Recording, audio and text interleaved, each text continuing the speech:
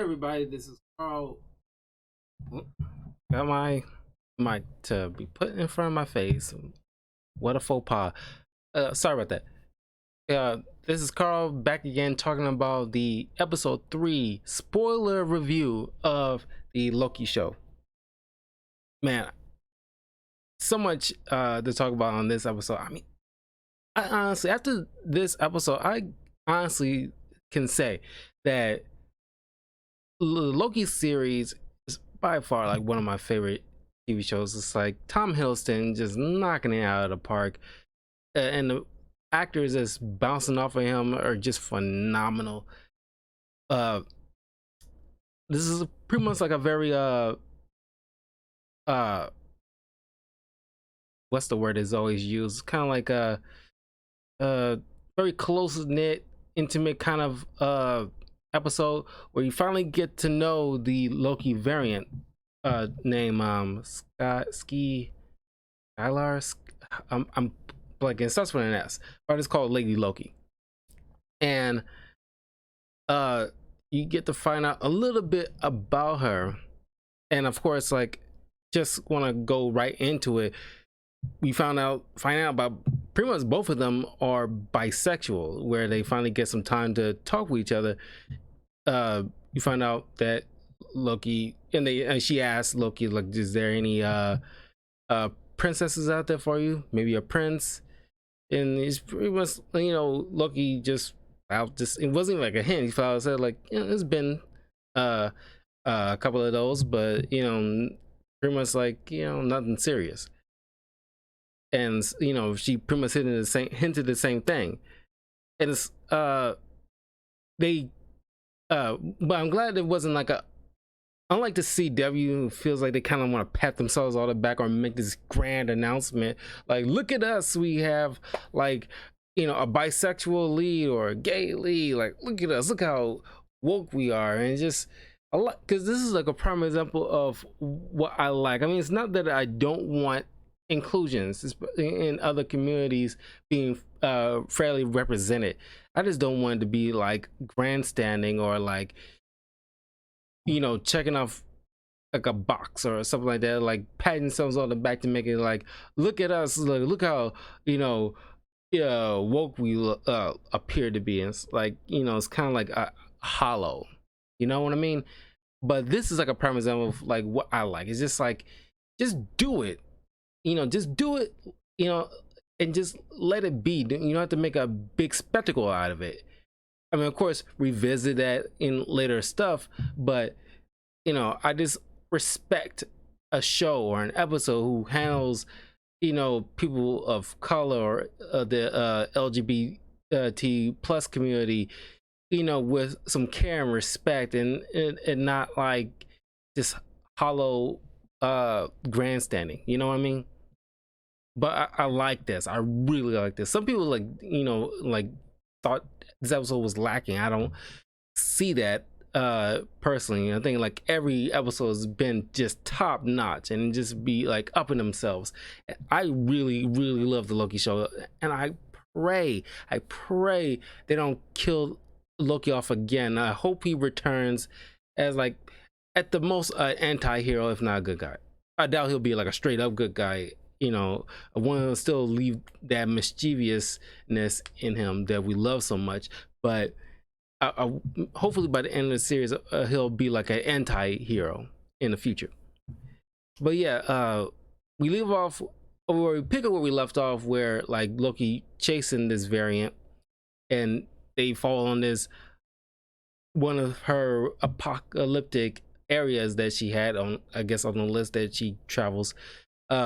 This Lamont, it doesn't matter. It's just an L. Lamont, Laramont or something like that. Laramont 1, and in the chunks of the moon just cracking and breaking apart and falling to this planet. This in the year 2070 or 2077. On this other different world, and of course, did you get a taste of how Lady Loki's powers work as far as like taking people over? She, in incepts their brain, giving them like her victims this illusion of like a nice little place. Like you kind of like feel closer into Tahiti, just like a magical place, just to, you know, let that guard down so she can get some information from them.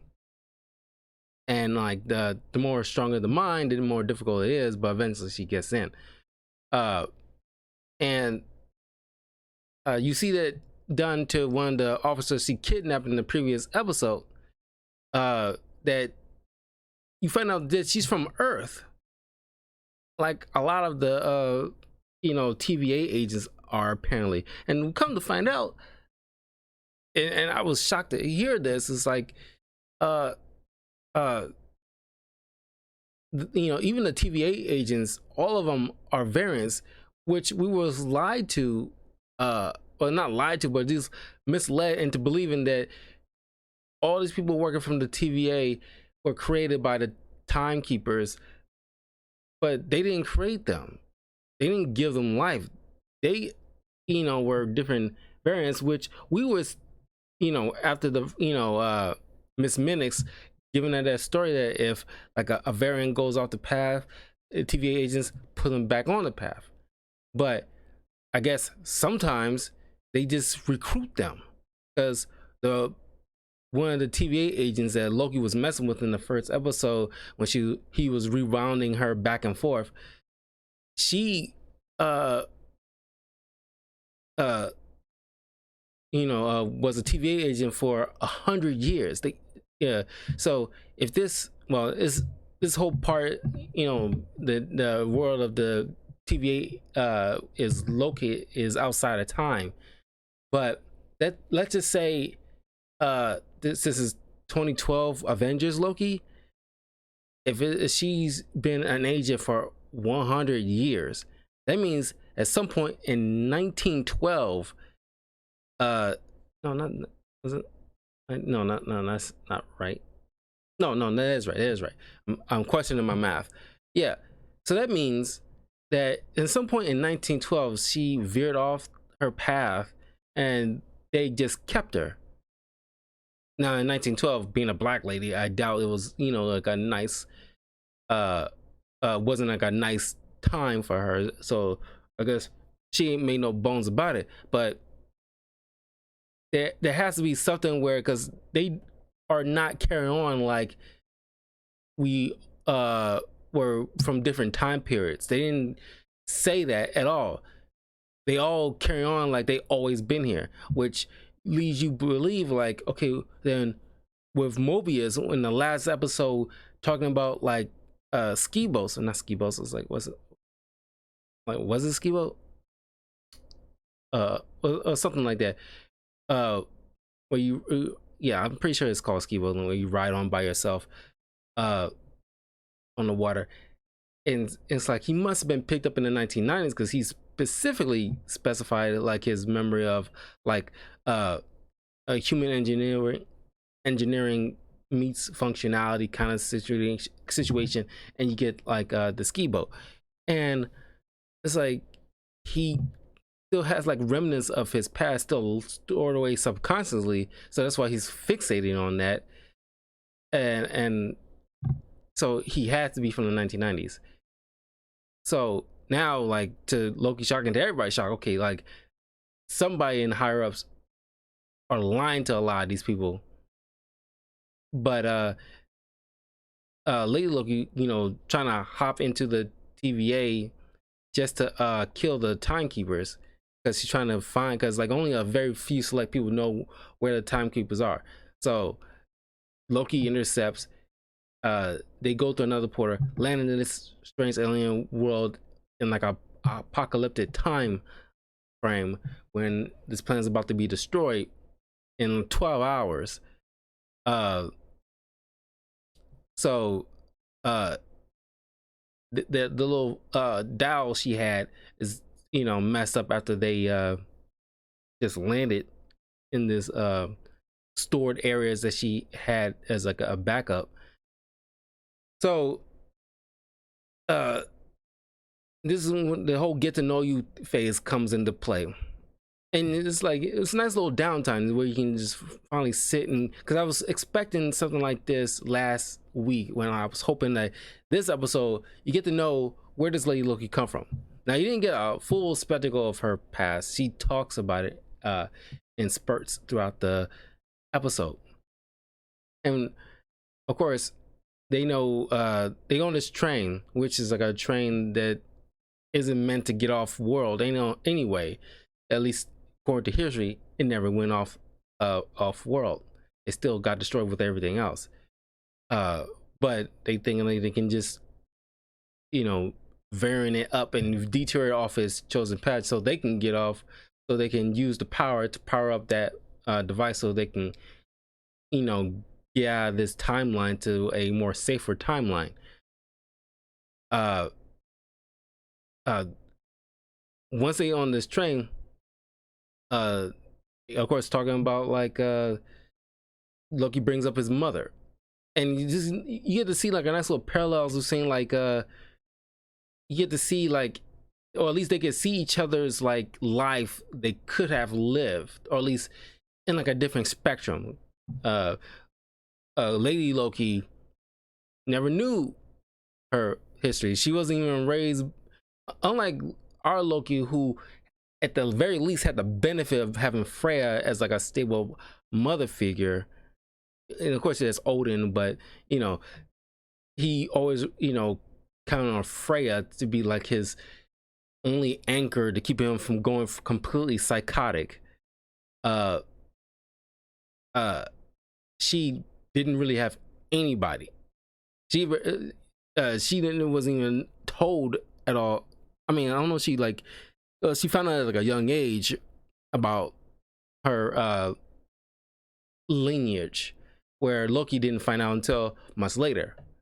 So it's kind of like you get to see kind of lives like, I mean, it's kind of like, it kind of reminds me of a Spider-Verse movie where it's like, or even the comic where it's like loosely based off of, where like you get Spider-Man get to see a different life he could have lived, where it's like, you know, 616 Peter Parker looking at the ultimate version Peter Parker, him with blonde hair instead of, you know, his traditional brown hair, and he's straight up like Batman in his universe, where our Peter Parker is, you know, have to, you know, scavenge for money half the time, and you know, just trying to make ends meet kind of situation.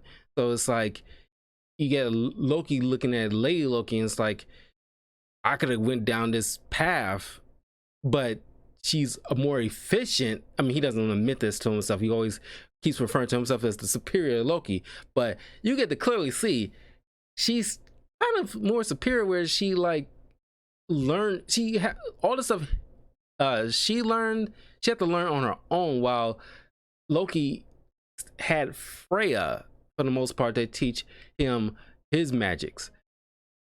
And like, but he never you know, learn how to possess people. You know, we only seen him do technically that with the Loki staff in the Avengers movie.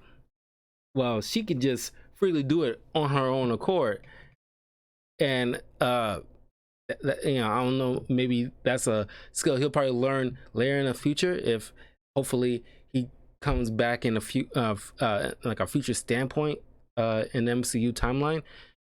But it was like an awesome scene where like you get Tom Hiddleston singing in Asgardian, and you get to see like, sometimes you forget like he's a straight up Asgardian. As much as he fight with Thor and a lot of Asgardians and various people, you forget he's an Asgardian too, through and through, at the end of the day. And like you get this, it's a nice callback to the first Thor movie, where Thor drinking like, you know, his coffee, and he smashes on the ground like, bring me another. And it's like you get to see Loki do that same mannerism, getting drunk, singing in Asgardian. Tom Hiddleston can really sing, and like he's smashing his cup. He's like, bring me another. It's like I appreciated that. That was fun as hell to see. Just Tom Hiddleston, just, even though and he's like, of course they had to you know, sneak on board, and him using his illusion casting just to copy the uniforms of the guards that was escorting the rich people of this alien planet onto this train to safety, while leaving, you know, everybody else behind. And he, of course, when he got drunk, he dropped the whole facade, and of course he got spotted because there's a couple people looking at him funny, and then of course they sitting there fighting off the guards, and Indiana Jones style Loki gets tossed out the window, and Lady Loki has to follow him because he has the time device. And as they walking back, because they need the train, because it has the sufficient power they need to power up their slowly dying device. And since the TVA won't know they're here, because since this place is doomed to die, and any variance that's accumulating from their interference is going to be ignored, then they're pretty much on their own. There's no Deus Ex Machina from the TVA unless something else in the next episode comes up. But as they running through this town trying to catch up to this train, it's like a nice, it's like people like seeing, like, remember the Daredevil TV show, and it's a nice cool one shot where, like, they're, Loki and Lady Loki is fighting these security guards, and they jumping through all these buildings, trying to like take shortcuts and detours, trying to catch up to that train so they can get the power that they needed, only to like miss it by that much. As Fred, when they reaching like the gate of the area, and like one of the chunks of moon meteorite things hit like the station, and destroys everything, which kind of weird that all these security guards are still fighting them off, when by this point there's nothing else you can do. You're gonna die here as well, and it's like, why you're trying so hard to stop them from doing anything? You're all doomed. I think they know they're doomed, and there's no way out of this scenario. Why fight so hard to stop them? I thought that was weird. It's like, at this point, why bother? It's like, just let them go. But yeah, then this is probably one of the shortest episodes, but I had a lot of fun. This is the only episode where like Owen Wilson didn't appear in, and there's like rumors circulating that Owen Wilson will not do his classic "wow" catchphrase in this series, which I hope that's debunked, because you can't have Owen Wilson, a treasure like him, appear in like an MCU thing and not one time do a "wow." I mean, you could, but we'll feel cheated. It's like, it just feels like you're missing out, and you have this great actor, and it's like, and one of the things he's well known for, you're not going to allow him to do. It's so weird to me. But I'm curious to know what you guys think. I think this is like a great episode. Did you like it? Are you one of those few people who did not care for it? I mean, it is a shorter episode, and I'm still waiting. I'm pretty sure maybe next episode, we're halfway through, and maybe next episode we'll finally get like an end credit scene, because they usually start giving the end credit scenes halfway through these shows, or at least maybe in the last 2 or 3 episodes, but it's only 6 in this case, so maybe starting next week we'll start getting some end credits. But I'm curious to see if because I hope they somehow bring this Loki to replace the one that died in a natural flow of time in Infinity War.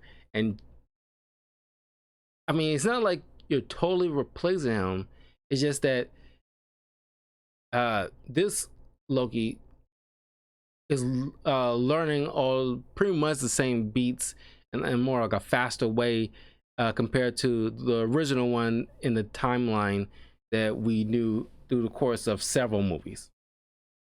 But yeah, I love this episode. I mean, like I said in the last uh video of episode 2, is that hopefully this show does not drop the ball like Falcon and the Winter Soldier and WandaVision did in a certain on a certain extent. Not fully. It's still great shows, but what they did with Quicksilver and what they did with Sarah uh